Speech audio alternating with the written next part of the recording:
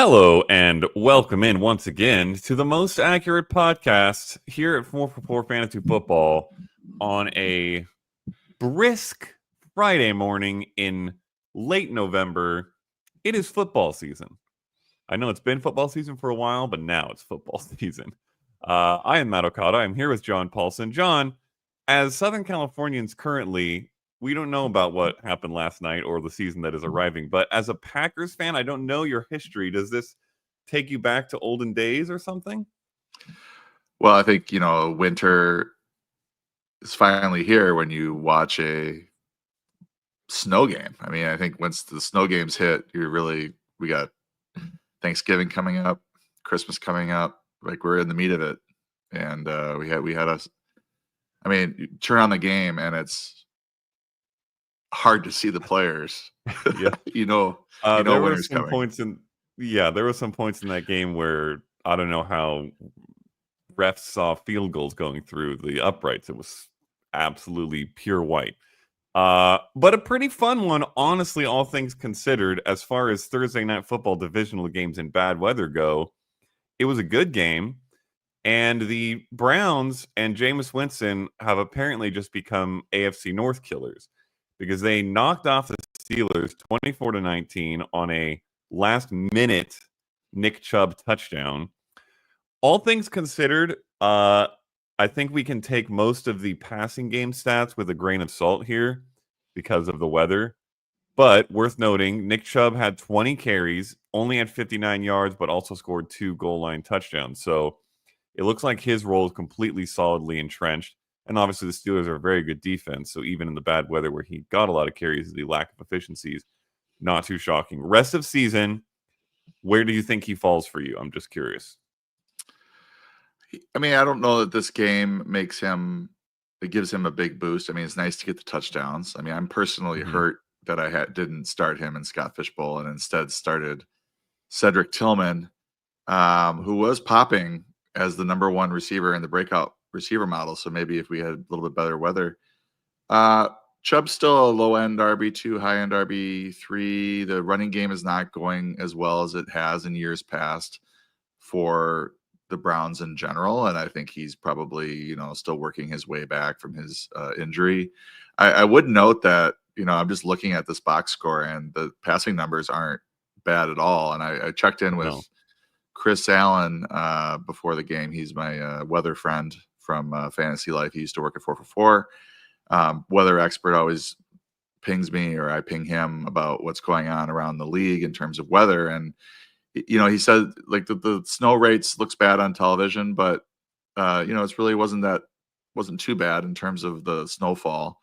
And then you look at the numbers. I mean, Russell Wilson averaged 9.6 yards per attempt, 270 yards passing.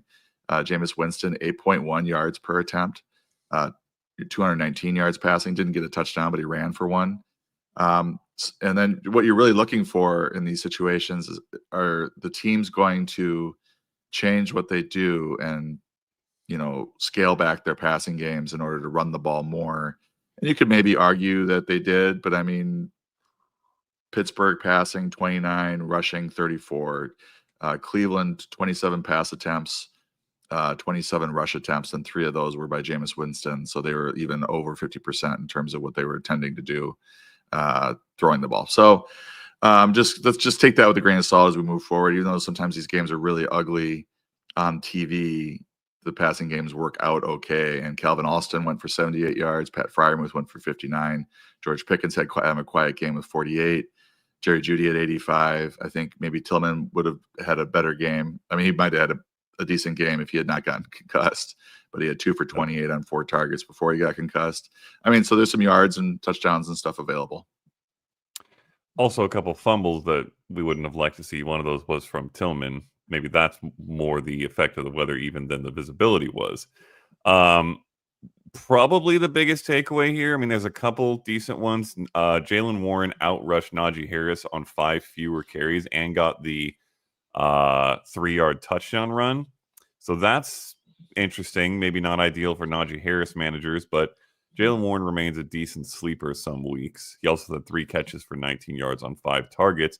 But I think the biggest one is Jerry Jeudy led the team in targets with 6, led the team in catches with 6, led the team in yards by a lot with 85. There was the Tillman breakout span that kind of has taken a back seat now. And then there was the Elijah Moore targets, which he still got 5, so not bad there. But Jeudy has just been consistently good. How close is he, do you think, to getting to like high-end wide receiver 3 territory for you, or maybe even higher? Yeah, he was one of these. The breakout receiver model has been hitting. I mean, 3 weeks ago, Calvin Ridley. Last week, it was Jerry Jeudy. He had the big game against the Saints, if I remember correctly. And what did Tillman go out in the first half of this game? It was late first half or early second half, I believe. All right, so he had 4 targets in half of a game. So you wonder sort of what he would have ended up with if he had played, and how that would have maybe impacted Jeudy. But Judy's been playing well. Certainly, just having a competent quarterback throwing the ball has grown the passing pie. Even in this game, where he 219 yards for Jameis Winston, not a big number. Jerry Jeudy still got 85 yards out of it and had a good PPR game. Yeah. What is this, 5th year Jerry Jeudy breakout? Yeah, has finally arrived. All right, we will get into some news shortly here, topped off by a major breaking news update from literally like 15 minutes ago as we record this. Before we do, just a reminder, Q&A at the end of the show, so you can start dropping questions in YouTube or Twitter chats now. Keep them high level, long term, deep trade questions. Anything besides a simple start sit question that can be answered with John's rankings on 4for4.com. So go hop on and see those. All right. Unironically, 15 minutes before we started recording, the Giants released Daniel Jones. Unbelievable news. I mean, they had already decided to bench him earlier this week. Not too shockingly, they are 2-8, I believe. The season is lost, but releasing him by Jones's request, came as a pretty big shock to me. They will be starting Tommy DeVito, to the chagrin of Drew Lock and any of his remaining truthers, if there are any, for the near term, which really just sounds like more probably tanking. Although Tommy DeVito has been better than Daniel Jones in some respects over the past few years. I guess the major fallout questions here. One, do you think that Tommy DeVito makes a difference for any of the pass catchers for fantasy? Because that's the most important thing. And then the other, just, I know you don't typically love to speculate, but any thought of Daniel Jones going anywhere? He'll be on waivers. And if he clears waivers, he can sign with someone. Well, I like that that I don't like to speculate. So we're, Yes. this year we've gotten to know each other a little bit, and just like thinking about all these different opportunities for Daniel Jones coming up. To answer your first question, Daniel Jones over the last season plus has averaged 5.9 yards per attempt, which is not great. 10 touchdowns, 13 interceptions. So I do think that making the switch to Tommy DeVito does breathe potentially some life into this passing game. He had 5 starts last year where he actually finished the game. He had a 6th start where he didn't finish the game. And, his numbers weren't like eye-popping or anything, but we have to remember Malik Neighbors was not there last year. And adding a player of that caliber to your arsenal will certainly boost your numbers. So just looking at, I pulled his games. I just want to run through these. 86 for 113 or 133. That's 64.7% completion. Pretty good. 858 yards. That was 172 per game. Not great, but this was a very Saquon Barkley centric offense last year. 7 touchdowns, 1 interception. That's pretty good. He took 27 sacks, so 5.4 sacks per game. So keep an eye on that if you are streaming defenses, and to kind of see how he does against the Buccaneers, if he's doing any better getting rid of the ball, because 5.4 sacks is extremely high. And all sorts of bad things happen when you take that many sacks. He also ran the ball 27 times for 161 yards. That's 5.4 attempts per game for 32 yards per game. So he can definitely run as well. And this all works out to 18.0 fantasy points per game last year. It's not going to necessarily be pretty, but in certain spots, and I would say this week is one of those spots, he is definitely streamable. And with 6 teams on bye, guys going down with injury, that he could be a useful QB2 and super flex, or even a QB1 if you are desperate to start this week, given the matchup. The one other stat that I will throw in as well, all those good ones, but Daniel Jones has a lot of flaws we've seen over the years. He has many flaws. But honestly, I think the biggest one is his inability to throw touchdowns. He has had one of, if not the worst touchdown rate among consistent starters basically his entire career. He had a 5.2% TD rate in his first season as a rookie. That was his best by far. Then he had 2.5, 2.8, 3.2, 1.3, 2.3.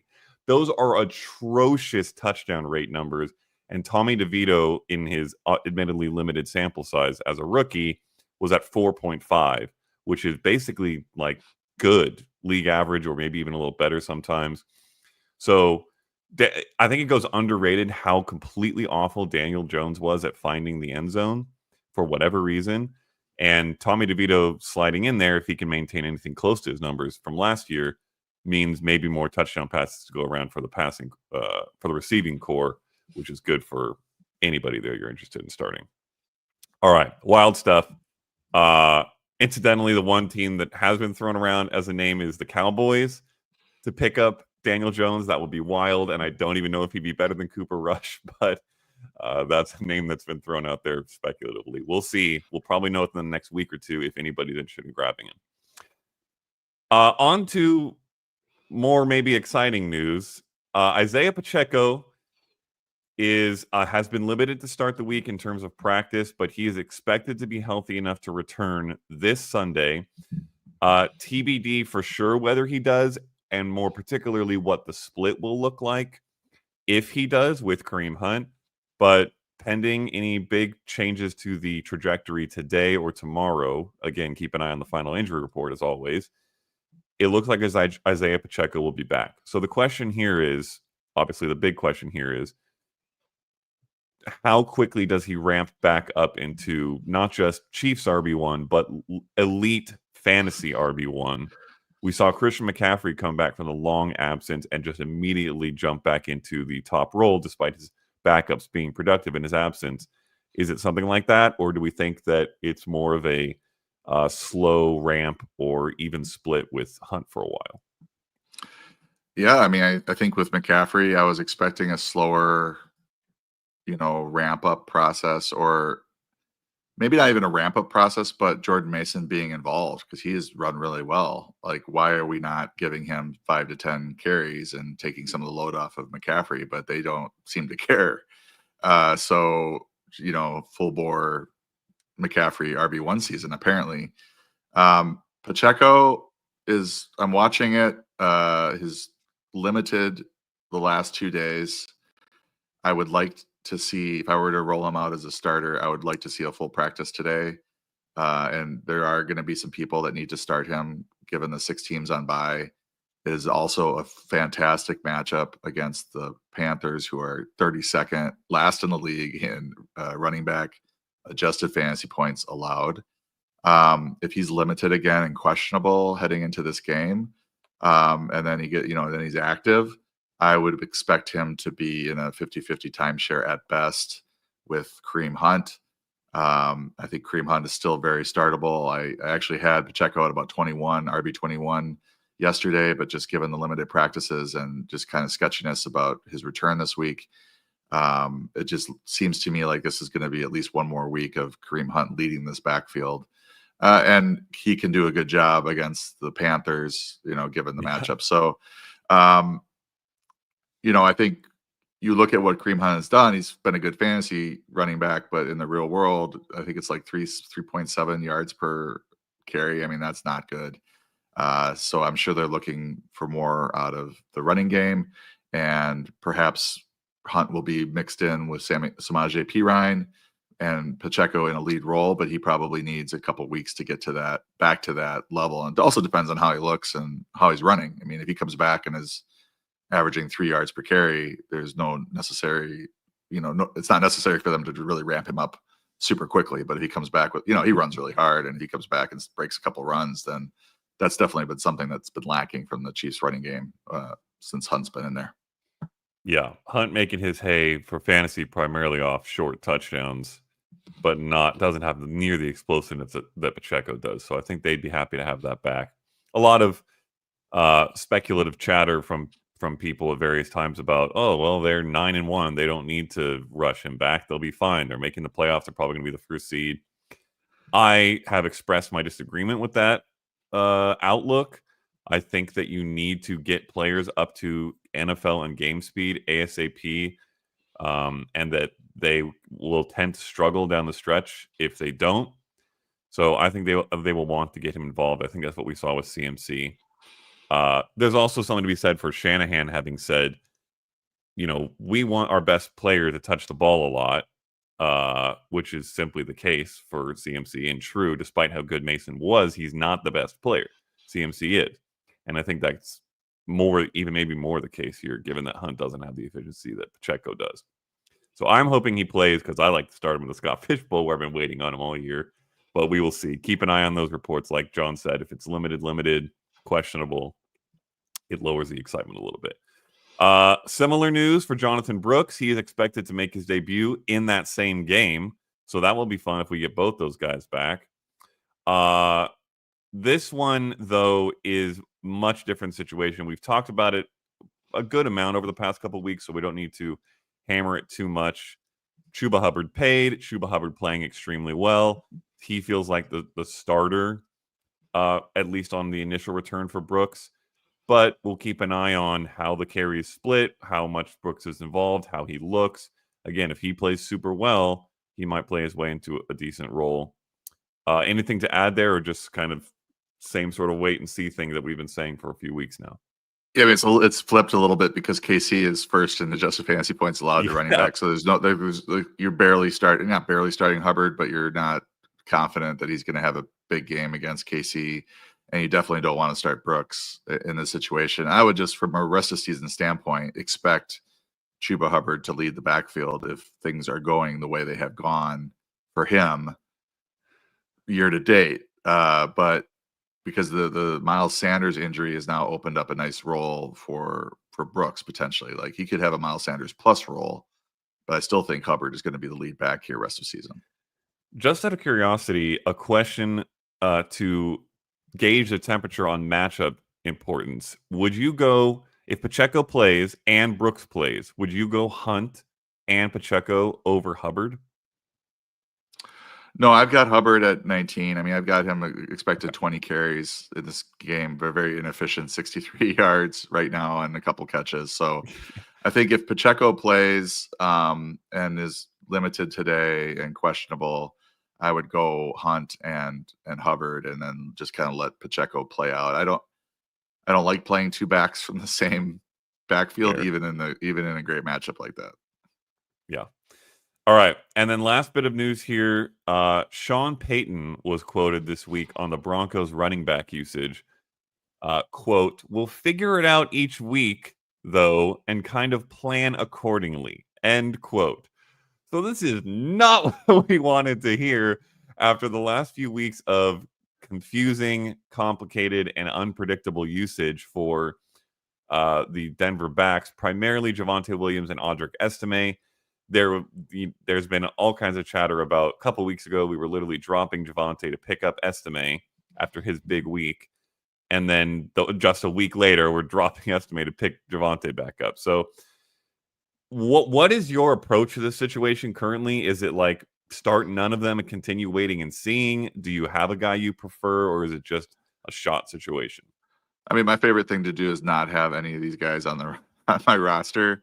Just to avoid these situations. I mean, it's not a very productive backfield as it stands. I mean, there have been some games here and there where they've produced, but from a ranking standpoint, I'm going off of what happened last week, basically, and that's what I did last week, and overshot Estime. But then Williams comes in.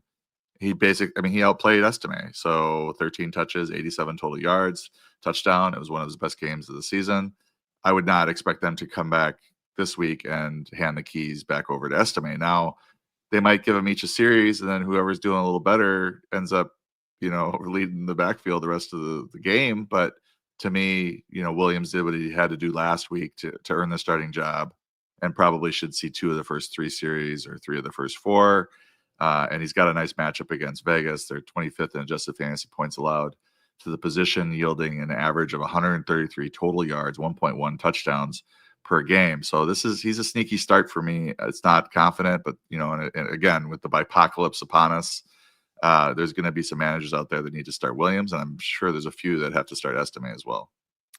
One thing I pointed out after the Estime game, which was against the Chiefs in Week 10, when he had 14 carries for 53 yards, is that he wasn't that much better than Javonte had been all year from an efficiency standpoint. So maybe they were giving him a try, saw that he was really no different, and aren't going to lean on him that much. Having said that, worth noting, it was against the Chiefs defense, who, as we pointed out already in this pod and have many times this year, are a nightmare for running backs. I don't know, honestly, whether Sean Payton knows that as well as fantasy managers do or fantasy analysts do. But if he asked me, I would say, listen, estimate 3.8 yards per carry against the Chiefs honestly isn't that bad. Maybe you should give him another try. If I don't want him to, because I have Javonte Williams everywhere. But yeah, worth watching. I think lean Javonte if you have to for now. But as John said, if you can just have none of them, that's probably ideal, at least in the short term. All right. We will get to some injury news updates, of which there are several, particularly on some top wide receivers. But before we do, quick word from our sponsor, Prize Picks, and then some sick picks from John. Hey everyone, John Paulson here. We know there are a ton of options out there for real money sports action, but we have found one that really stands out from the rest. Prize Picks. With over 10 million members and billions of dollars in awarded winnings, Prize Picks has made daily fantasy sports accessible to everyone. It's easy to play, and now you can win up to 100 times your money on Prize Picks with as few as 4 correct picks. Prize Picks is also the only real money daily fantasy platform with an injury insurance policy. They call it the Reboot. So your lineups stay in play even if one of your players gets injured. If you sign up today, you'll get $50 instantly when you play $5, and that $50 bonus is guaranteed whether you win or not. Prize Picks is the best way to win real money this football season. Which players are going off, which ones aren't. Make your picks in less than 60 seconds and turn your sports opinions into real money all season long on Prize Picks. I play Prize Picks weekly, and I'll have a couple of my favorite plays for you after the break. So download the app today and use TMAP, T-M-A-P, to get $50 instantly after you play your first $5 lineup. Again, just download the Prize Pick app. Use the promo code TMAP, T-M-A-P, to get $50 instantly after you play your first $5 lineup. Prize Picks. Run your game. All right, John, what do you got? Well, I think last week I had Mixon, and that went more, I guess is the right phrasing for that. Russell Wilson, very disappointing passing output against the Ravens. Did not. So 1-1. Back to this week. I'm going to go 2 plays for Tommy Cutlets, Tommy DeVito. I don't know why they call him Tommy Cutlets, but I love it. You can't play these together, but mix and match with some of your favorites this week. I'm going with DeVito more than 181.5 passing yards. It's a pretty low number just generally. He's averaged 171.6 in the 5 non-injury starts last season. But as I mentioned earlier, he didn't have Malik Neighbors. I think Malik Neighbors is probably good to boost this by at least 10 yards. And the matchup with the Bucks is really favorable. Tampa has allowed 9 of 10 quarterbacks to throw for more than 181 yards this season, an average of 281.8 allowed to quarterbacks on average this year. The only player that didn't go more than this number was Jalen Hurts, and that was that weird game where he threw for like 150 and it was like 5.4 yards per attempt. They lost to the Buccaneers. It was kind of an odd game. So I like DeVito more, and I also like his rushing number. It's 24.5. I just think Prize Picks is underestimating Tommy DeVito this week, I guess. He cleared that number in 4 of his 5 non-injury starts last season. He had a 1-0 carry game for 0 yards, obviously, against the Packers, but otherwise he cleared it. He even cleared it in the second game in which he came in for Daniel Jones and only played like 2/3 of the game. The Bucks have given up 28.1 rushing yards per game to enemy quarterbacks. It's like the 4th or 5th most total rushing yards allowed to quarterbacks. So this is one where I think he throws it and passes it. I think the Bucs are able to score because they get Mike Evans back. The Giants are tough, or they're rough against perimeter receivers. So I think the Bucs won't have any problem scoring. DeVito and the Giants are going to have to throw and have to run. I think there's going to be a lot of opportunities for him to score fantasy points. I love it. Should be a fun one. I tried to get him in the Scott Fish Bowl as my super flex quarterback and was not able to. I was outbid, so I was going to ride the DeVito train this week, and now I have to just watch it. But it should be a fun one. All right, let's get into some injuries. Brock Purdy is currently up in the air with a shoulder injury after being, quote, highly limited Thursday. This is obviously very non-ideal for all of the Niners pass catchers, of which there are many. We won't know for sure, maybe until end of today or tomorrow, whether he'll be looking good for Sunday. But again, as of right now, highly limited on Thursday, pretty much up in the air in terms of whether he'll play. The backup is, according to the depth chart, Brandon Allen. And then after that, Josh Dobbs. So TBD what would happen there. But if there is no, whether it's whichever of those guys it is, if there's a Brock Purdy absence here, who does that force you to sit, if anyone? Or are you still starting everybody that you're normally starting in San Fran?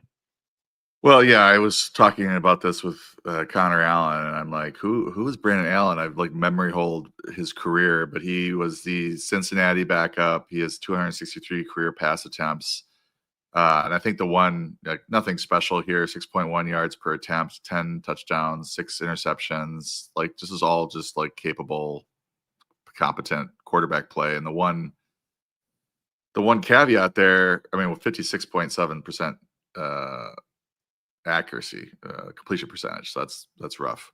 The one caveat there is that Kyle Shanahan has done this time and time again, where he's plucked a quarterback that he feels is good for his system, and then will be able to operate it, getting these quarterbacks basically from nowhere and, rehabbing them. And Sam Darnold came through, and Brock Purdy is obviously a late round pick. And so, I mean, like, as a Packer fan, I'm a little worried that this guy's going to come in and just tear us apart because we're going to be completely unprepared for him. But I'm hoping that, that's not the case. So I think that you can still start Juwan Jennings, Deebo Samuel, George Kittle, Christian McCaffrey, of course, with Allen, and just kind of on faith that Shanahan knows what he's doing. He's gotten Allen ready for a situation like this, and he'll be competent. Now, I don't think the upside is there. That's there with Purdy, but you're still, if I have to plug in Brandon Allen, the rankings are going to change. So some of those guys you might bench these players for, or vice versa, will change. But if he rolls Brock Purdy out injured, there's some downside there as well, because it doesn't sound good based on the language coming out, based on he's throwing very soft passes. I think Shanahan said that the situation was tenuous, and you don't want to hear any of that kind of language heading into Thursday or Friday of the week. But I guess he's going to practice today. They're going to take a look at him and decide. It's not a 4-alarm fire with this other quarterback in Allen. But it is like, okay, well, we better kind of ratchet back our expectations somewhat. I mean, I think the one guy that might be helped by this, or at least kind of a wash, is McCaffrey, because they may go very run heavy, a lot of dump offs to him, and really feature him in maybe a 25 touch type role to try to, protect Allen from having to make a lot of throws downfield. Please play Purdy for all of our sakes, except for the Packers fans, I guess. Much better news. Mike Evans, as you touched on a little earlier, was upgraded to a full participant in practice yesterday with that hamstring injury that's kept him out over a month. He should be back. It's looking very positive for him to be back in Week 12 against the Giants, as you noted, so that's great. Chris Godwin now out. So just, I guess, briefly, it's not much question here about playing him, obviously. But for anyone whose trade deadline is not passed, is he your wide receiver 1 for you rest of the season? Yeah, I think so. Given the state of the receiving core, how many touchdowns Baker Mayfield throws on a per game basis, and Evans plays, especially last year, he was just on fire. I think he'll come back and be wide receiver 1 rest of the season. And I like that he was a full on Thursday. That's the team just basically telling us he's ready to go 100%. The hamstring's 100%. He is an older receiver and could suffer re-injury, but I really like him in this spot, especially against the Giants, who are bad against wide receiver 1s. And just given the state of the Bucs receiving core, he should see all the work that he can handle. Yeah, I think can be easy to forget how good Godwin was before he was hurt. With how much of that work should go towards Evans. Obviously, we'll get split around, but he could be an absolutely dominant play rest of the season. So exciting to get him back. On the flip side of that, CeeDee Lamb, who has a back and foot injury, according to the report, and the injury a couple weeks ago was his shoulder, so I don't know how that plays into this, was a DNP yesterday. Not looking particularly optimistic for him.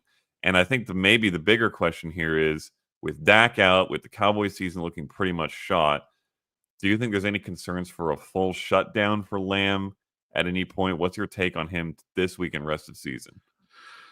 Well, I mean, we have to see what he does today. Limited and did not practice. Could just be a rest day for him and let him get better and do a limited practice on Friday. I think if he's decent, he'll play. He'll, in terms of health, he'll try to give it a go.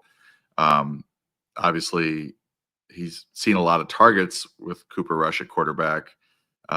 Rush was better last week than he was the week before, although that's not saying a whole lot, with 45 yards passing 2 weeks ago.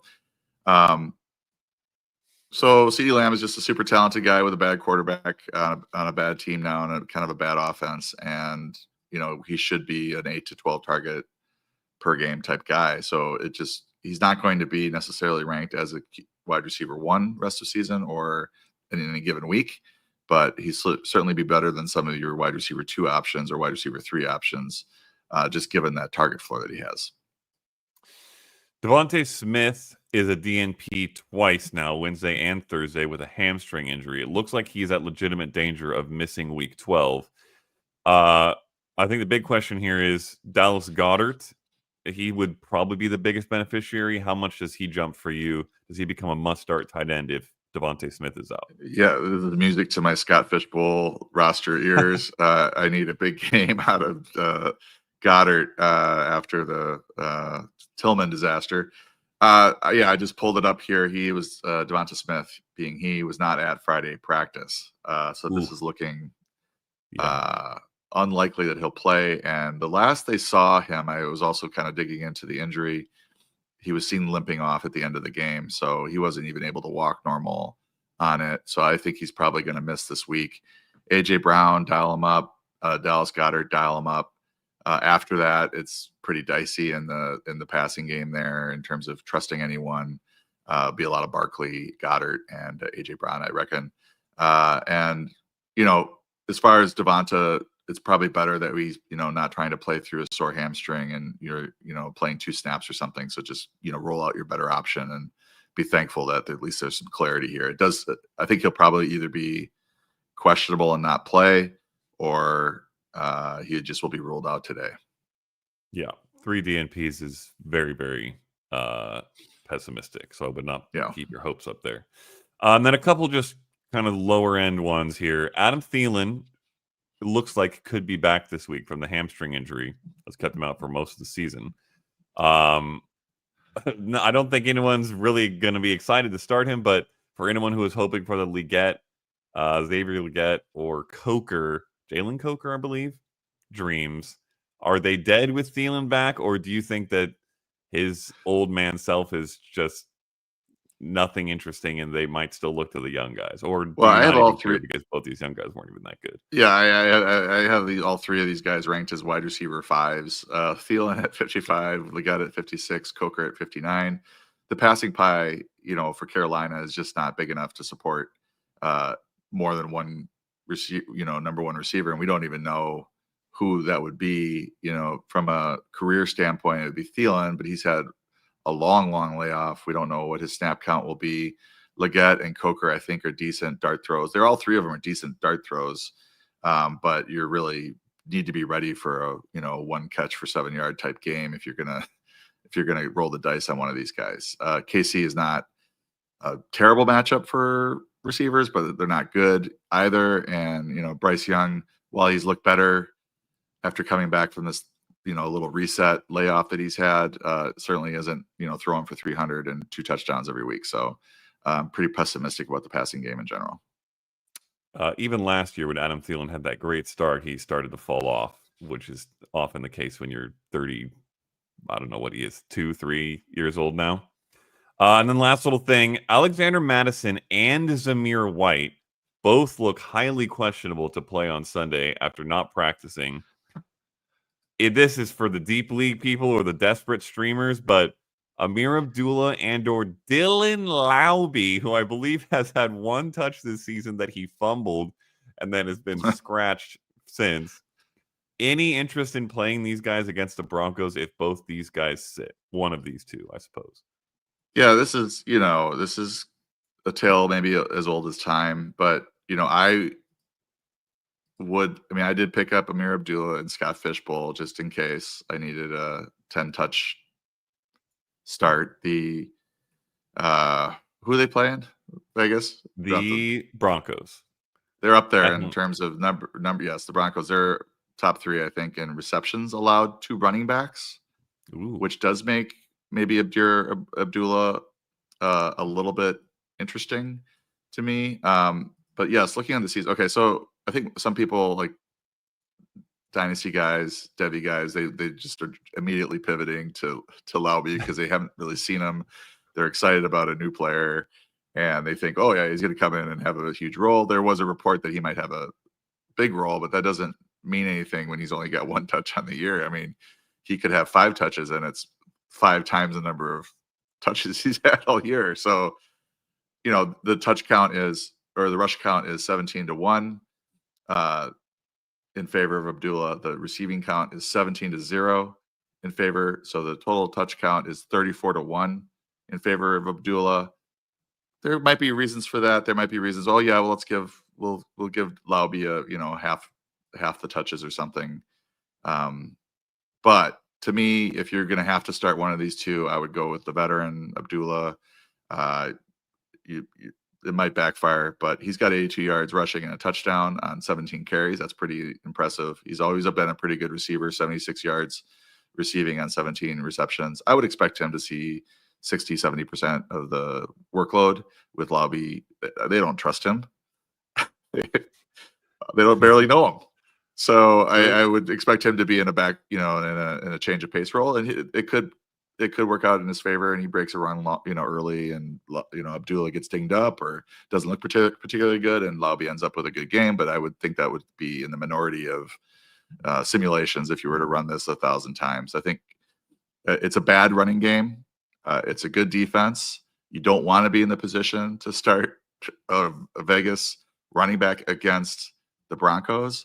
But if you have to, I don't think Abdullah is a terrible, terrible play. If both guys are out, he ends up in the RB4 territory, low RB3. Yeah, I've got him ranked. I mean, this is a short week, so I've got him at 31. Like, this is a legit RB3 this week, Abdullah, because you're missing 6 teams, and so he's ranked it just as just a note below Jaylen Warren. And ahead of Raheem Mostert and Zach Charbonnet. So he's like ahead of the backups. So yeah, 10, 12, 15 touches maybe if things go well. All right.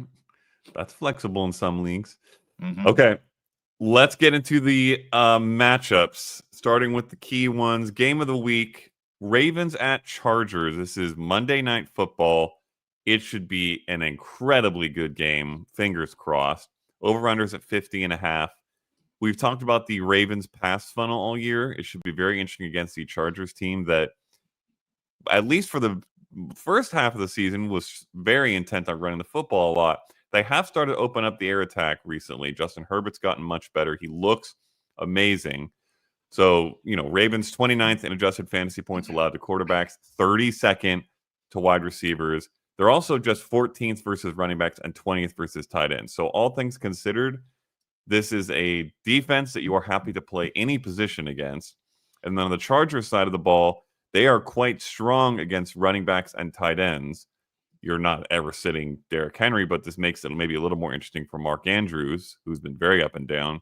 And they're 20th versus wide receivers, which opens the door for some Chargers wideouts. So anyone on the fringe here, particularly the wide receivers, of which there are many on both teams that are kind of fringy, who are you excited about playing, or who you think you're starting in most leagues? Initial projections had Ladd McConkey in the top 12. He's dealing with an injury though, so keep an eye on that. Yep. The Ravens are 32nd in adjusted fantasy points allowed to the receiver position. So McConkey startable, Quentin Johnston startable. I think even Joshua Palmer in deeper formats is startable. Justin Herbert is almost a must start. I've got him at QB4 this week. He's QB14 on the year. But as you mentioned, it's just night and day this last maybe 4 or 5 games compared to what was going on early in the year. And maybe we just didn't know how bad his foot injury was because they were trying to take the load off him and, just very low passing volume. He wasn't running at all. Now all of that has changed and they've shifted to not necessarily a pass heavy offense, but a very balanced offense with Herbert throwing the ball quite a bit and running the ball all over the place. Like he's showing off his athleticism. So, pending that McConkey injury, I want to see what he does. I mean, they're on Monday night, right? So they've got an extra day to get him ready. Where a Thursday DNP is not as alarming as a Thursday DNP for a Sunday game.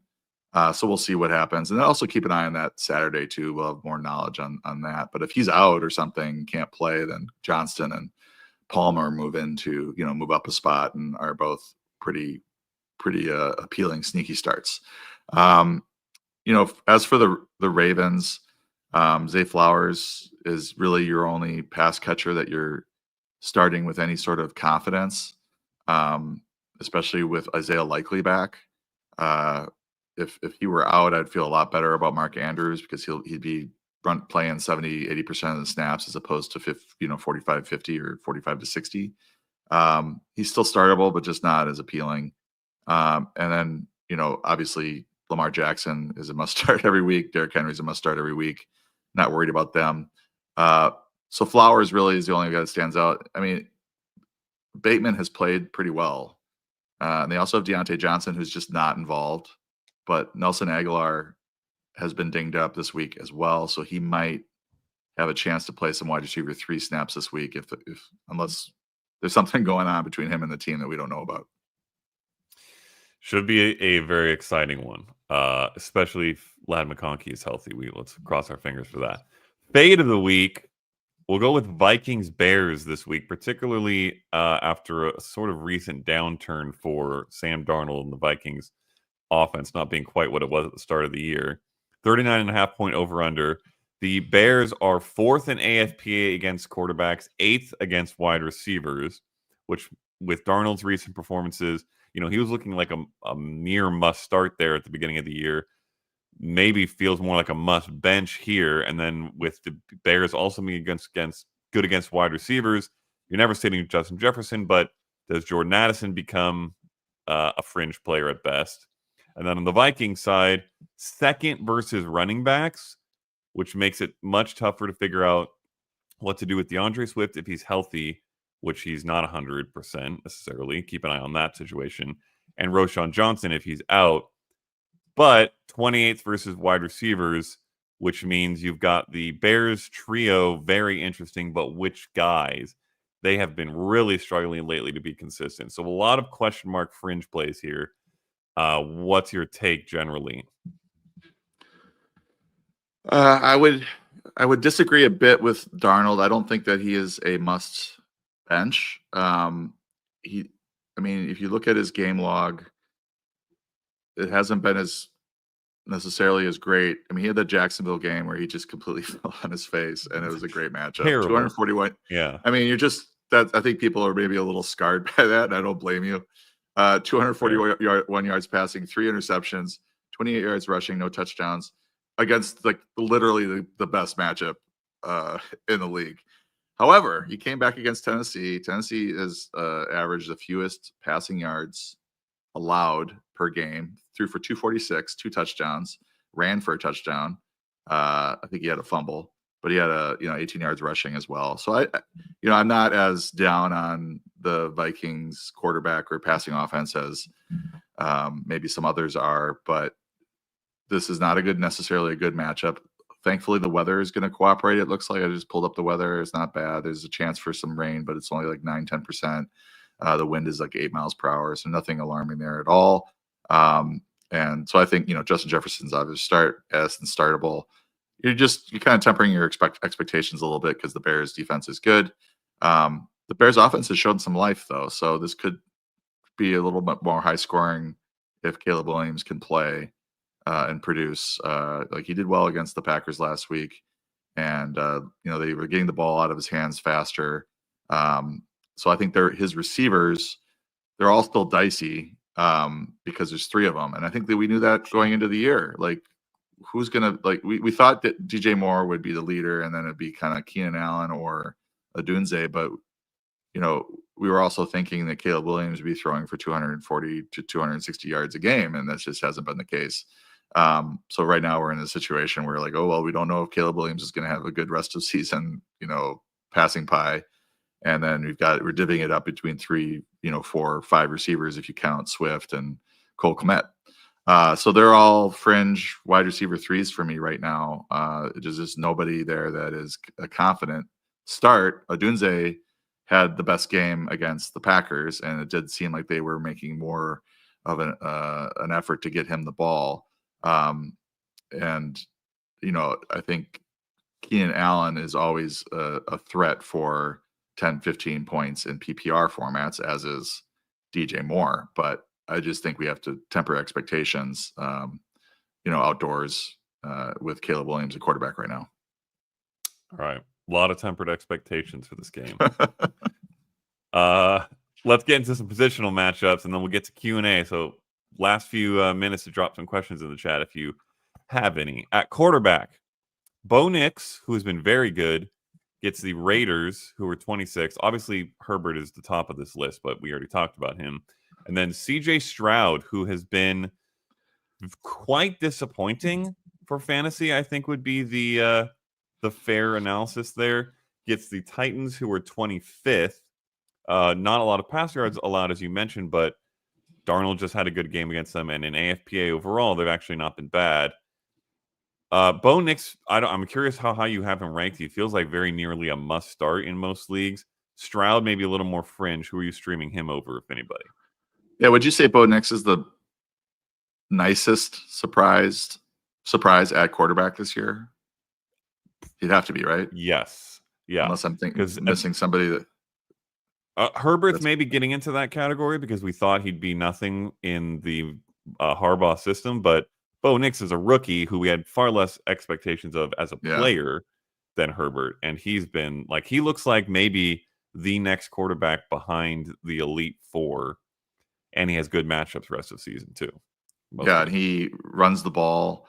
Probably the best super flex pick you could have made. Great matchup against Vegas. I got him at quarterback 6. I just don't think you can argue right now. Like, you might end up with a clunker here or there, but given how much he runs, he's throwing the ball competently, and given the matchup, I think he's a pretty confident start. Stroud, I have him at 14. Tennessee is very low yardage, but middle of the pack in terms of passing touchdowns allowed. So that's why their AFPA is where it is, and also they've had a pretty easy schedule based on all that and how those numbers work. So I would be fine with starting him this week at home. His home away splits have turned into Jared Goff territory. He's got Nico Collins back. So he's fine at receiver. So I think that this is a game where he probably will, get to 2 touchdowns and maybe 240 yards passing and runs for a little bit too. Like, that's sort of my expectation for him. He might disappoint and end up with just 1 touchdown, but at home with all his weapons, I think he's a pretty good start. Also a quarterback that we know has the talent. So it feels like something is liable to break at some point here. We'll get a great game from Stroud. This might be the one. On the bad side, Your quarterback, Jordan Love, gets the 49ers, who were 9th in AFPA. Not there aren't any this week that are kind of more fringe that are the elite of the elite defenses, but 9th in AFPA for the Niners isn't great. And then Geno Smith, who's had some good games lately and is a little more interesting of late, gets the Cardinals, who are surprisingly high here. They're 8th in AFPA. I was a little surprised to see that. Are you still starting Jordan Love with confidence? And is Geno kind of out of QB1 territory by a good amount here? Yeah, I mean, Jordan Love has 48 passing touchdowns in 25 games. So that is good. We're almost a 2 per game, just average. So, and yeah, I'm starting. I mean, this is a game for I'm sure he's going to be very motivated to kind of make up for his play at the end of last year's playoff run for the Packers. I would say it's not a great matchup, but when I see 9th, I'm like, okay, it's not elite. And Bosa has been dinged up. I don't know if he's going to play. If he's missing, that's a big loss for their defense. The 49ers have also had a lot of problems in the red zone, and that's been kind of the weakness for the Packers as well. So I think they'll be fine scoring touchdowns. I have him at 12. I think he's a confident start. And, if I'm sitting there with Brock Purdy, who I have at 9 right now, and he might need to drop, or Baker Mayfield or Tua Tagovailoa, I might be starting Love over him because I just think he's got. I mean, I guess Mayfield has quite a bit of touchdown upside as well. So does Tua, I guess.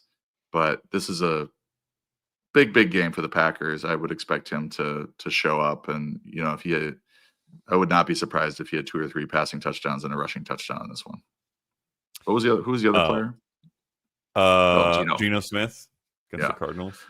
I've got him at 13. Yeah, Arizona's defense is actually a little better than what it's perceived, and they're actually not a bad fantasy defense too. Rest of the season, if you want to look at it, it's just how they performed year to date, their schedule, and then what they have rest of the season. They're not bad. Geno is interesting because I think he's underappreciated this year after being overappreciated last year. Part of that is my fault because I was pumping him up because he had played so well the year before. Yeah. But he's running the ball a lot. So I do have to scale back his rushing yards to sort of career levels to keep him out of the top 8 or 7 every week because he's running like 28 yards per game. If that keeps up, then he's going to be a quarterback 1 pretty much every week if he throws a touchdown or 2. This is an interesting one. Should be fairly high scoring. The Seattle defense is a little sketchy. They're at home in this one. So you got to keep an eye on the weather as well. I've got him at 13 right there with CJ Stroud at 14. Incidentally, by the way, on Love, he faced the 49ers once. It was in that last playoff game. 194 yards, 2 touchdowns, also 2 picks. Didn't run the ball much and had a fumble that wasn't actually lost. So, granted, that's Niners versus Packers in January. We all know how that has gone for the last 15 years. No offense. So we'll see there. At running back, probably the top note here is Brian Robinson gets the hapless Cowboys, who are 28th in AFPA and probably on the downswing if that's possible, given how ineffective their offense is. So that feels like a smash. Ramondre Stevenson, who I feel like we've heard very little to nothing about all year, is against the Dolphins, who are 27th and are kind of a bit of a run funnel, I think. And then the Chiefs running backs, which we touched on earlier, obviously, with the Pacheco Hunt news, they get the Panthers, who are 32nd. We talked about that one a little bit, but Robinson and Stevenson, are they both starters for you this week? I've got Robinson at 10 or 11. I thought about writing him up. For sneaky starts, but I thought it was maybe too obvious that he's going to have a good game against Dallas, as you mentioned, 28th in adjusted fantasy points allowed to the position. I did write up Ramondre. I think he is pretty. I would say, I mean, their running game has not been that efficient, but given the matchup against Miami, they're kind of a run funnel. They're really good against the pass, bad against the run. They've given up 125 total yards, 1.3 touchdowns on average to enemy backfields this season. he has seen, like, Stevenson's only averaging 3.8 yards per carry, which just kind of underscores my point about them not being efficient. But he has seen 23, 15, 21, and 24 touches in the last 4 games, despite not having, a lot of success running the ball. He's had 4 total touchdowns in that span. So I think he's a good bet for 20 touches, at least 80, 90 yards total, and a touchdown this week against Miami. Really seems to be making the most of a bad situation. Not in terms of efficiency, but in terms of touches in an offense that you wouldn't expect the running back to get a ton of work. To your point, 89 yards last week, 77 the week before, and then the 2 weeks prior to that, he scored 2 touchdowns in each of those games. So that's pretty nice. Viable start there. On the bad side, Tony Pollard gets the Texans, who are 4th in AFPA. That is rough. And we touched on the Panthers running backs earlier. They get the Chiefs. We've mentioned this multiple times this year. Absolutely atrocious matchup. So that knocks down both guys. Certainly, Brooks is, as you mentioned, kind of out of the conversation unless you're beyond desperate. You're still starting Tony Pollard, I would assume? Yeah, I don't care about the matchup. Tyjae Spears is concussed. He's getting through the concussion protocol. So if he's out, which it looks like he will be, it's hard to come back in 1 week from the concussion protocol. And as of right now, he's still out. In the 4 games that Spears has been out or injured, Pollard has averaged 23.1 touches, 106 yards, 0.25 touchdowns. So when you're getting 23 touches, I don't care about the matchup. Go ahead and start him against the Texans. They can throw him the ball too. And yeah, I would still start Chuba Hubbard, even in a bad matchup against the Chiefs. I mean, there's definitely more guys ahead of him than maybe usual because of the matchup, but he's been really good this year and they just paid him. So I assume they'll run him into the ground right now. Just for the case of people who are making the decision, who are a couple guys ahead of him for you? Like right ahead for Hubbard, ahead of Hubbard. Yeah. Well, Najee Harris. But I won't. That doesn't really help. Pollard at 17, Ramondre at 16, okay. Aaron Jones, Tyrone Tracy, Jonathan Taylor. Below him, you have Swift with a groin injury. J.K. Dobbins against Baltimore. I guess that's a revenge game, so that might be. Ooh, yeah, but it's also a revenge game for Gus the Bus. So I don't know if it helps more. And Rico for Greg Roman. Yeah, Rico Dowdle, and then the Tampa running backs are below him. Because you're just not sure about the touch floor with those guys. Yeah. All right. Wide receiver matchups. If Devontae Smith plays, which looks very unlikely, it's the Rams. If he doesn't play, we already talked about Dallas Goedert, and we'll talk about him again in the matchups. Well, we've already hit on it. The Rams are 25th in AFPA to tight end, so that's nice. But is there any other Eagles wide receiver you're at all interested in a desperate situation, or is this just a Goddard, Barkley, and all hands off? I don't know that the Dotson. I don't think that Dotson. I would, if you would ask me, in the summer, Dotson's going to be traded to Philly. He's the third receiver. Devonta Smith's out. Yeah, but there's just no volume going to a lot of these fringe guys. No consistent volume. And the passing pie isn't big enough really to support it a third. So it's going to be Brown and Goddard, I think, and then Saquon Barkley, catching passes out of the backfield. And that's going to be basically it. You might see Dotson or Wilson or Covey or somebody pop up for a decent game, but there's no confidence in making that start. The Giants wide receivers, you touched on it earlier with the Malik Neighbors and Tommy DeVito convo. Darius Slayton should also be back, and Wan'Dale Robinson has been PPR viable, though really not super exciting. He's like basically just a running back in terms of his catches, yards per attempt, all that kind of stuff, or yards per reception. But any interest in him or Slayton, given a very good matchup against the Bucs, who were 29th in AFPA? Both Slayton and Robinson did okay with DeVito last year. I think Slayton led in yards.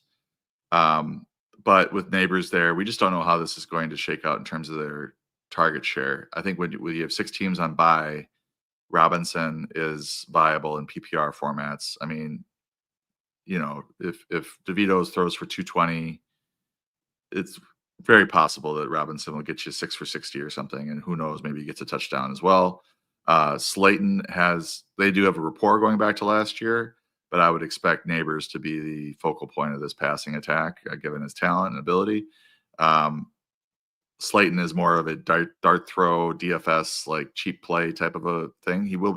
He has played better with Neighbors after kind of breaking out with Neighbors out. And then at the start of the season, it was all Neighbors, and Slayton wasn't even like part of the offense. So things are better for Slayton. I could see it. But, just given all the moving pieces here, the new quarterback in, probably a low passing pie, but maybe not against the Bucks. I wouldn't have a lot of confidence starting Slayton. He could be like a 2 for 50 type of guy. Yeah. Whereas I think Robinson, you have a PPR floor of at least 4 catches, I would reckon. Yeah. On the bad side, the Packers wide receivers, we talked about Love. They get the 49ers, who are even better against wideouts than they are against quarterbacks, second in AFPA. And obviously there's a difficulty with Green Bay of, well, which guy is it? And that feels like it's gotten even more difficult lately with Jaden Reed not being quite as elite as he was early in the year. Texans receivers get the Titans, who are fourth. You're starting Nico Collins, but does this affect maybe Tank Dell a little bit? And the 49ers wideouts, we talked about a little bit, get the Packers, potentially without Brock Purdy. Both sides of that game not too exciting. Particularly for Green Bay, in terms of who do you play, if anyone.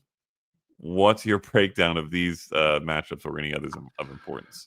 Well, Christian Watson's coming on. I think that's safe to say. And we've seen him dominate over a 6 or 8 game span as a rookie. He made a really good adjustment on a bomb last week, kind of shed the defender, adjusted, made the catch. Obviously made a diving catch, got up and ran to set up the last score. I feel a little bit better about him relative to Romeo Doubs at this point, although Doubs can poke his head up for 5 for 60 at any given moment. I still have Jaden Reed as a top 25 receiver, but as you mentioned, the 49ers second in adjusted fantasy points allowed at the receiver position. No player really has a good matchup in the secondary, but Matt LaFleur finds a way to scheme his guys open, and I think somebody's going to have some good games. Just hope it's your guy that you're putting in. My money would be on Reed and Watson, but I don't. I think Reed's been a little quiet, and it's almost like he's due for a kind of a breakout game. So we'll see. If he just skips practice and complains really loud, then he might get the Romeo Doubs effect. No, if he does that, he'll get suspended for a game, and then he'll true. come back. Yeah, tough one all around here. It's so crazy that Christian Watson, when he'll have these massive games and look incredible, but then prior to this last game, he had 37 yards, 39 yards, 5 yards, 68 yards, 0 on 1 target. It's just been so spotty. So tough one to trust. These are upside plays, it feels like. Tank Dell, briefly, against the Titans, are you still putting him out there as the RC2? Yeah, I think Houston. Yeah, I think with Diggs out at home, home Stroud, we're going to start calling him. I'm fine with, it's not a great matchup AFPA wise, but Dell is very involved, and I like him with home Stroud. And I think, whether or not Purdy's in there, I think Jennings and Debo are both startable. It's just a matter of, where they are in the wide receiver 2-3 rankings in terms of that total passing pie. Kittle always worries me as a Packer fan because they just often don't cover the tight ends or forget to cover the tight ends. But he's got that hamstring injury, so I'm not expecting him to get a full snap count. I think he's trying to gut it out and play because the season is teetering a little bit for the 49ers. And they really, like, a win this week would really help their playoff chances. So I think he's trying to gut it out. Pretty huge game for them this week. Lastly, tight ends. We have hit on Dallas Goedert already. Probably one of the top plays this week. If Devontae Smith is out, as he seems he will be against the Rams. Sam Laporta gets the Colts, who are 30th in AFPA. That's a pretty nice looking matchup. He's had some decent games recently, mainly when he finds the end zone. Does he crack tight end 1 territory for you again this week, or is he fringe? He's at 13 for me, so Ooh. he's close. Now, I was a little bit more bullish on him when Jamison Williams was out because it just sort of forced them to look his way or to scheme him some touches without Williams on the field. But Williams was obviously back against Jacksonville, had a huge game. So it'll be interesting to see how they're deploying Laporta, who does look like he's going to play. I mean, he was full yesterday, so I think he's on his way back. It is a good matchup. He's got a touchdown. He's got 3 touchdowns in the last 5 games. So I think given the state of the tight end position, the number of touchdowns that Detroit is likely to score, I think he's a good bet. As good a bet as any of this tight end 2 group, low end tight end 1 group in terms of finding the end zone. It is really sad looking at his game log and noting the games where he hasn't scored, how bad he is after his rookie season. This is so rough. 2 for 28, 1 for 25, 4 for 53 was not bad, 2 for 36. When he doesn't score, it's been awful. But to your point, this feels like a game where they will score and the matchup is good for him. So feels, if you got someone better, of which there are 12 according to John's rankings, roll them out there. But I don't know how many people do. And then on the bad side, Cade Otton gets the Giants, who are first in AFPA, which is very interesting. I guess they really just don't want to get beat by tight ends. I'm curious your take there because Otton coming off the bye, and before the bye, I think he had a down game. But prior to that, he had been legitimately one of the best tight ends in fantasy. How confident are you rolling him right back out there? And then Tucker Kraft, this is a tough one because he was unbelievable to start the season and then seems to fall way off recently. And the 49ers are 5th in the AFPA. So 2 guys that maybe of late we don't feel as confident as we did earlier in the season. I think it's important to point those out because we get attached to someone being good and think we can just auto start them. Where are you on these 2 guys? I think with Otton, you're still starting him, and the Bucs receiving core will be improving with Mike Evans, but we're still just down to Mike Evans and Cade Otton as 2 like legit passing options for Baker Mayfield. After that, it's like who's even running the snaps and who's going to get targets. You look at Otton, 10, 10, 11, and 8. You said he had a down game before the bye. He did. He only had 5 catches for 35 yards, but he had 8 targets. Like, I don't, you just, when you have a tight end that's getting this many targets, you just start him, even if the matchup's not great. And I do think that with Evans back, that does shift some of the coverage and less focus on Otton. He should be fine. Tucker Kraft, I think I'm going to still start him in my home league over Mark Andrews, given what's going on with Mark Andrews and Isaiah Likely, because Kraft is getting the snaps, and I think he's due for a game here.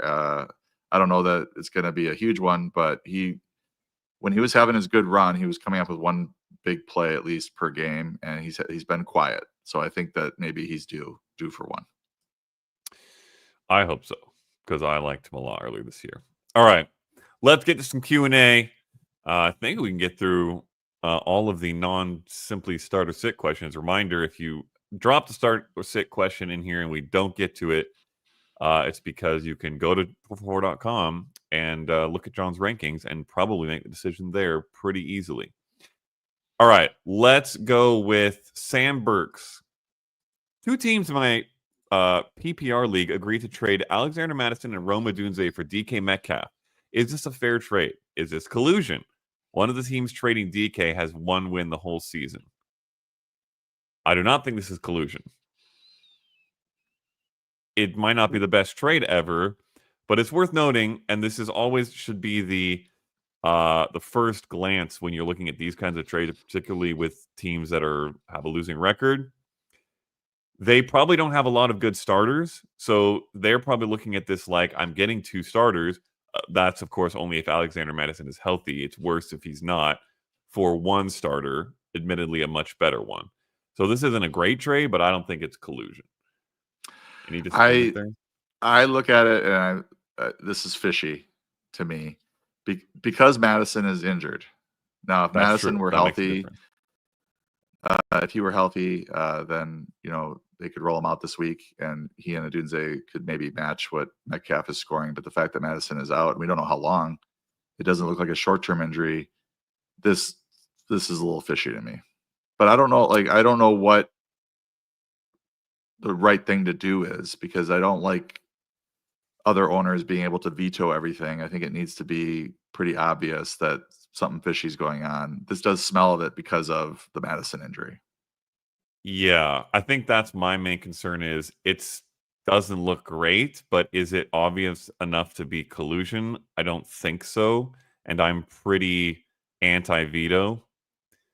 So maybe this is one where you ask the manager trading away Metcalf why, and if they have a good explanation, such is life. And if they say, "Oh, I've given up and I don't want to hold on to Metcalf," then you have a problem. A close one. Just briefly, this is not a question, but when we were talking about estimating, you said you overestimated him. Armin in the chat, John overestimated him. Had to throw that in there. Well said. E-Beats, is Chris Olave droppable or should I hold him on IR? I mean, if you have an IR slot and you don't have anyone else you can put in there, there's no reason to drop him. But I will say I do not feel good about him playing at all rest of season. Yeah, I'm a little. I don't think that he's going to be back. But if last week was his first week on IR, then he's going to miss 12, 13, 14. He could be back week 15, 16, 17 for the fantasy playoffs. It just sort of depends on. I mean, obviously the IR spot is the proper place for him.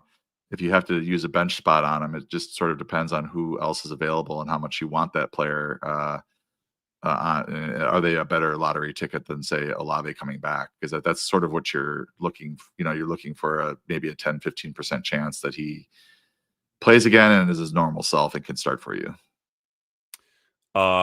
If it was between a high-end handcuff running back, let's assume the rest of your roster is normal. High-end handcuff running back like a Braylon Allen or something, or Olave in your bench spot. You go the handcuff running back? I think I would go Olave because they haven't shut him down. So they haven't shut him down, which means the Saints think that there's a chance that he can play again, that they intend to play him if he can play. So, I say 10, 15% chance. It might be closer to 30. And that's higher than if there's a chance of a Breece Hall injury in the next 3 weeks. Now that I said that, who knows? But I think it also depends on what are your needs. If you are, if you're really rock solid at running back and don't need a stash like Braylon Allen, and you're weaker at receiver, I mean, I think that's sort of how I would look at it. Yeah, and if you've got the IR slot, and I don't think there's anyone else right now with Mike Evans back that is worth that slot more than Olave, then you really have no worries there. Just keep him in there. Chris M asks, 12-team half PPR, third in the league at 7-4, so they're looking good. Was offered Bowers, Stroud, and Flowers. Bowers and Flowers is fun. For AJ Brown, Baker Mayfield, and Evan Ingram. Good trade, ? Wow, this is an interesting one. So Mayfield to Stroud feels like a downgrade, the way Baker is playing and about to get Mike Evans back.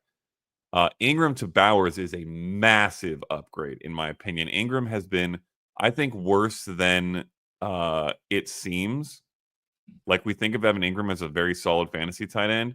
He had one game with 10 catches for 102 yards way back in early October. Since then, 5 for 35, 4 for 36, and a touchdown. 5 for 45, 6 for 40, 5 for 28. It's super, super mid. In PPR, he's going to be a tight end one nearly every week, but it's a very, very low end one with no upside. Bowers is the best tight end in fantasy. That's a big gap. And then AJ Brown versus Zay Flowers is tough. Brown better, especially with Devontae out. That was a lot of talking to give you a chance to think of your answer here. Do you have one? I was debating your statement that Bowers is a massive, massive, massive upgrade over Ingram. I think. Ooh, okay. I think it's definitely a sizable upgrade. If you look at Ingram, 5 games this year with Trevor Lawrence, and we're expecting Trevor Lawrence back after the bye, which was a little bit surprising, but that's where we're at right now. I don't know if you agree with that. He's seen 6.8 targets, 5 catches, 44 yards receiving, 0.2 touchdowns. It's not outstanding, but it's 8.2 half PPR, 10.7 PPR. You have Christian Kirk out, Gabe Davis out. So it's really down to Ingram and Brian Thomas in that passing game. So he could have a little run here at the end of the year if Lawrence is back, where he's consistently pushing past 12, 13 PPR points per game, and that's pretty good.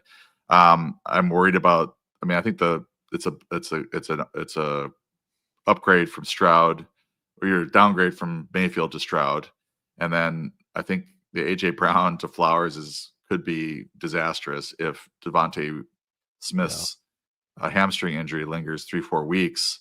I mean, Brown could go on a massive run here as the only outside target for Jalen Hurts. So I see your argument here, but I wouldn't do this based on what's going on with the Trevor Lawrence return and the AJ Brown, Devonta Smith situation. I just don't think I would make that move. I think the way to look at this is assuming everybody here is a starter on both sides of the trade for your team. You're maybe gaining 3-4 points with Bowers at tight end. Maybe 5. Let's be optimistic and say 5. You're losing 2 to 3 with Mayfield to Stroud, and you're probably losing more than that with Brown to Flowers on a weekly basis. So all things considered, I think you end up scoring less points per game.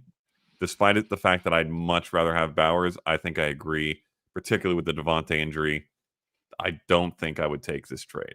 It's close-ish, and I love Bowers, but yeah, I think the overall point swing is not in your favor. I think you're getting this offer because this other manager is looking at your roster and seeing the Devonta Smith injury and saying Brown's going to have a good run. He's seeing Mike Evans coming back and Mayfield's going to have a good run. He thinks that Trevor Lawrence is going to come back and Ingram's going to have a good run with Kirk out and with Gabe Davis out. I mean, I think he's trying to pluck your upside guys that don't necessarily have that. I mean, obviously Brown's awesome, but like all these guys to me are ascending here over the last few weeks based on what's going on with the rest of the roster. Yeah, very fair. And if anyone on the other side's going to do anything, it could be Flowers going down with the, if Devontae ever gets a role in that passing game, which maybe not likely, but they did add him for some reason. Sam Burks, how does Ladd McConkey look as far as playing/producing Monday night, being listed as questionable? We hit on this a little earlier, but just in case you weren't here, it's pretty up in the air right now. We'll need to check today's practice report, tomorrow's report to really have confidence. John, if it's not for sure, if he's questionable, are you like maybe trying to pick up a Bateman or a Josh Palmer if they're available and holding on to them to play in the case that McConkey is out? Yeah, I think McConkey is probably worth waiting for. I mean, it's pending what we see today and tomorrow.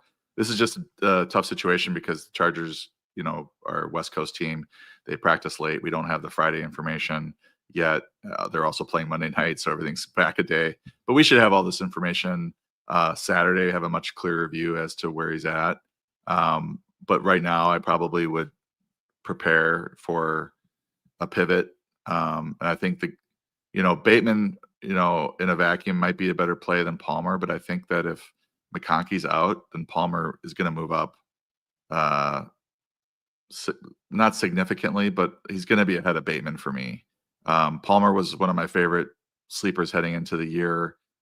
Quentin Johnston is basically eating his lunch, but after a really brutal rookie year. But yeah. I think if McConkey's out, they're going to be scrambling for receptions, and I think Palmer would be the better play and better pivot in this situation.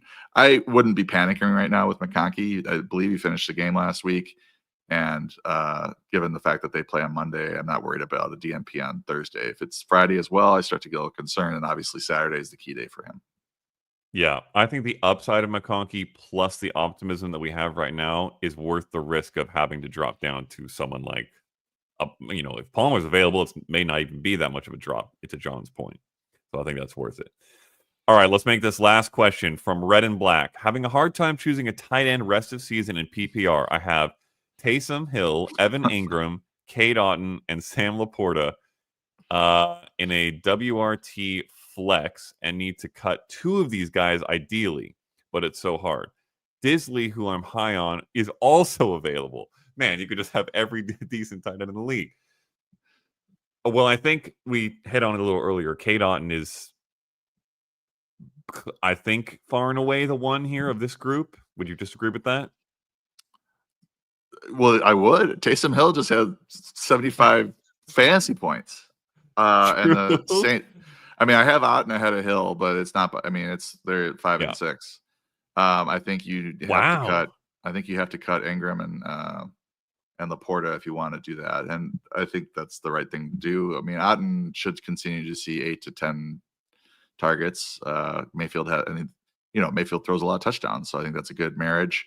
And then Hill, with all the injuries to the Saints, had a huge role last week and will probably continue to see a huge role. So he can score multiple rushing touchdowns in a game. So yeah, I think that's the way I would go. Yeah. To anyone who doesn't know, who hasn't been following me long enough, Taysom Hill I am the biggest Taysom Hill truther, unironically, in all of fantasy. I don't know if I mentioned it to you, John, but my first Blue Sky post was about Taysom Hill being an elite offensive weapon, and then 2 days later he had that game. I legitimately think he is an elite NFL player and should be used more, and he's currently being used more because they have to be. So I agree, they're the clear 1 and 2. I think Otton is still the clear 1 for me. But it's them 2 by a mile over Ingram and Laporta, which is wild to say, considering where those guys were drafted entering the year. Armani Jones with a follow-up question asks, so Otton or Bowers? Bowers is Bowers your tight end 1 rest of the season? Yes, he is. I mean, the seas had parted for him. Davante Adams, we were worried a little bit, or I was, about Mayer being there, Myers, Davante Adams, and then the Vegas just not having a great offense. It was a little concerning, but the Davante Adams trade helped him. Mayer was out for all those weeks and is basically just kind of ramping back up. And Bowers has, in that time, established himself as the number 1 offensive weapon in that passing game. So yes, he is the tight end 1 rest of the season. Yeah, agree. All right, we'll close it out with there. Week 12 on the horizon should be a fun one, and then after that, Thanksgiving week. So that'll be exciting. We'll have 3 games to talk about on Friday morning. That'll be a lot of recap, but should be great. Any closing thoughts before we sign off for week 12? If we didn't get to your question, we don't do a lot of start sitting here. Check out the Discord, a subscriber Discord. Do a chat at 3 p.m. Eastern, noon Pacific on Fridays. Usually you can get to all the questions there, especially if you get your question in early, which you can. I think the chat room's already open. So do that and make sure you win your matchups this week if you can. Yeah, it's better when you win. True. All right, sign off there. Adios.